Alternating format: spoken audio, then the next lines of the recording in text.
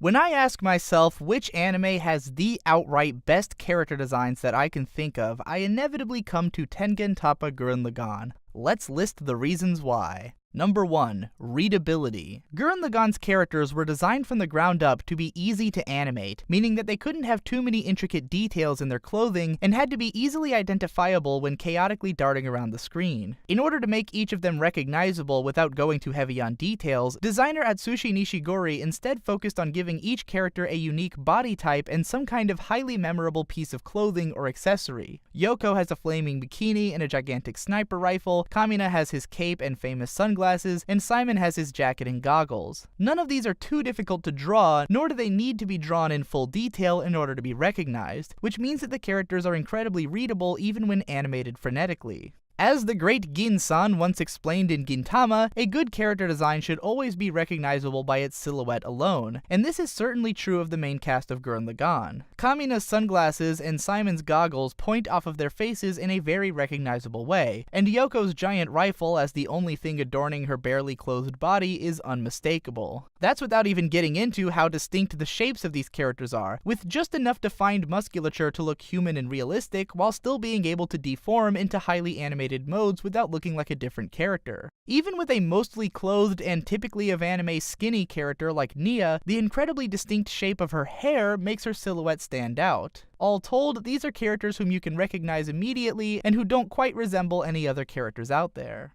Number 2. Versatility. Each of the characters in Gurren Lagann can be drawn very realistically at times, and have less exaggerated features and body types than what might be considered typical of the medium, but they can also be made incredibly cartoony and stretchy without really changing the fundamental nature of the designs. They still look like themselves, whether they're being drawn in a highly detailed static harmony shot or in a much looser and more animated action sequence. The characters don't have to become super deformed to fit into a comedy scene, nor do they seem to drastically change when drawn more seriously. They are capable of fitting into any emotional scenario in animation. This is kind of the opposite of how Nishigori's designs would later be used in Panty and Stocking with Garter Belt, wherein the difference between each emotional mood of the designs was highly exaggerated, switching between extremely super deformed characters, somewhat more normal designs, and ludicrously detailed ones during the transformation sequence, almost as if director Hiroyuki Imaishi had specifically asked Nishigori to do the opposite of what he had done for the previous show.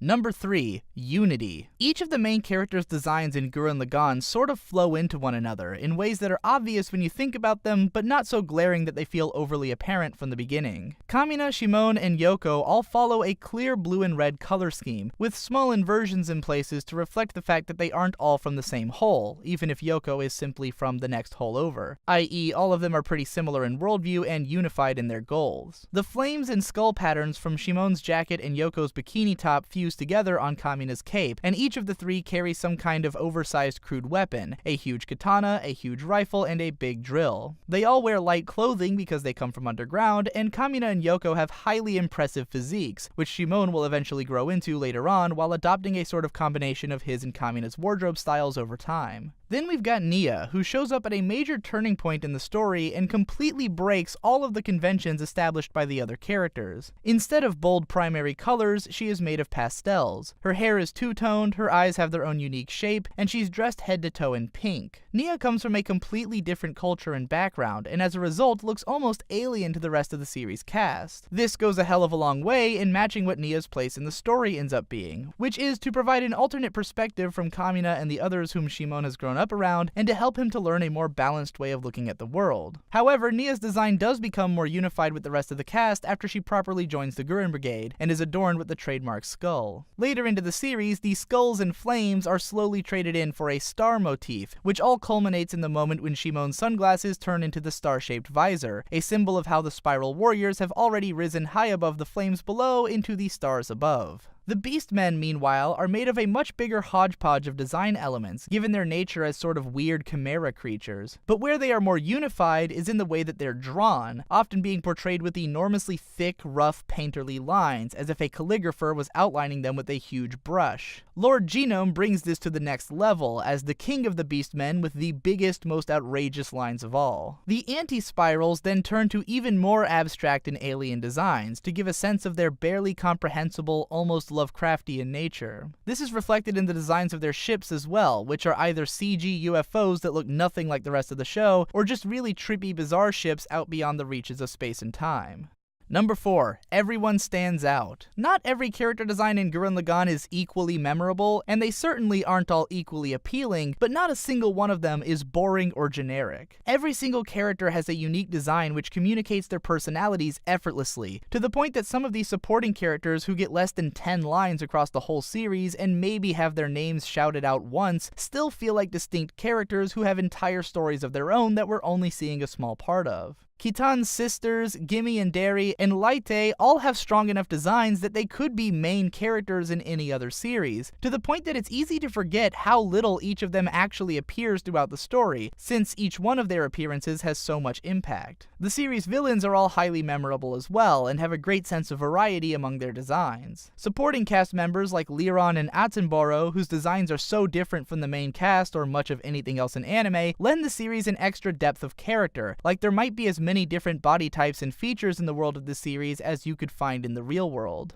Number 5. Evolution. By the way, spoilers if you haven't figured that out already. Every major character in Gurren Lagann undergoes a massive evolution in their design across the series, and not just because of the 7-year time skip that happens in the middle. Kamina starts out as more of a teenaged ruffian before he comes face to face with his father's failure and takes up his cape to assume the visage of a great leader. Nia has her hair blasted off and then shapes it into her adorable short-haired look to signify her finding her place as a real member of the Gurren Brigade. In the future part of the story, many characters undergo major costume changes several times to reflect their current place in the story, such as Yoko evolving from a school teacher into the biggest set of stars in the sky, and Viral going from roughed up prisoner to Starship co-commander. Some of these characters grow in ways that we expect, while others really show how the times have changed them. Rosiu becomes far more masculine over time, and Kinon totally changes her image in order to follow him. Dari goes from a deadpan little girl to a passionate warrior with the best body in the series, I'm just saying.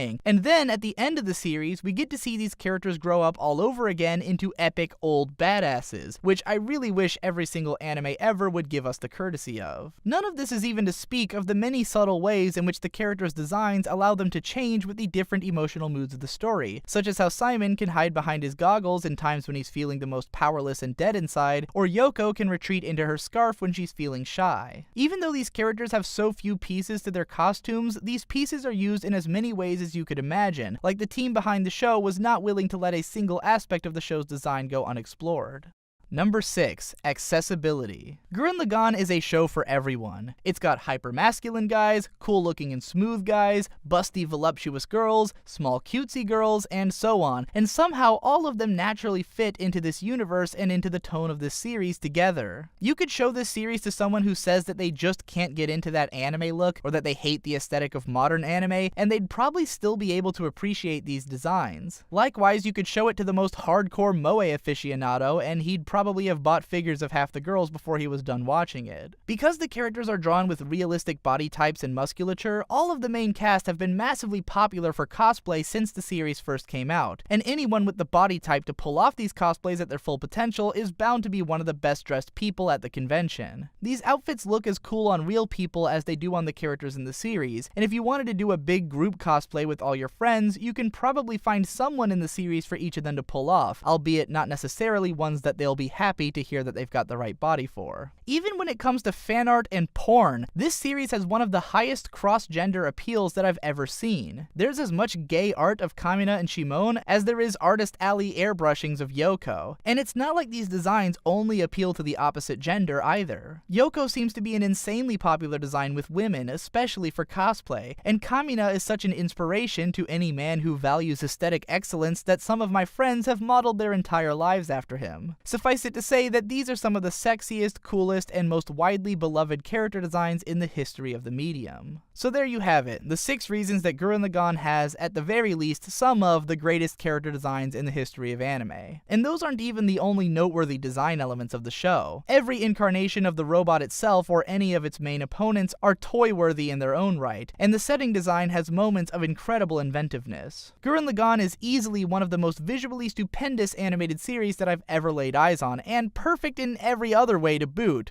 Holy shit, what a cool series. Anyways, if you enjoyed this video, be sure to share it with anyone whom you think will appreciate it, and if you want to help me to make more videos like this, then consider supporting my channel via Patreon. Check out my other channels for more of me, and as always, thanks again for watching, and I'll see you in the next one.